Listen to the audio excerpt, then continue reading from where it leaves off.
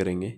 Like causes, सर्दी किस वजह से होती है, उसके सिम्टम्स, सर्दी होने के बाद क्या क्या निशानियाँ आपको दिखती हैं, आपके शरीर में क्या क्या बदलाव आते हैं, और उसके बाद मेडिसिन्स, कौन सी बेस्ट मेडिसिन्स रहेंगी आपको सर्दी से ठीक होने के लिए। आम तौर पर सर्दी होने की जो वजह है वो है टेम्परेचर चेंज।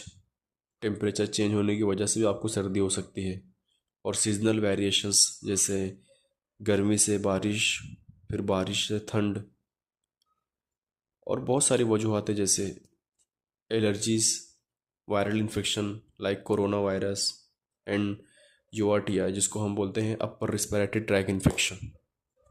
कि आपके शरीर में क्या क्या बदलाव होंगे जिसकी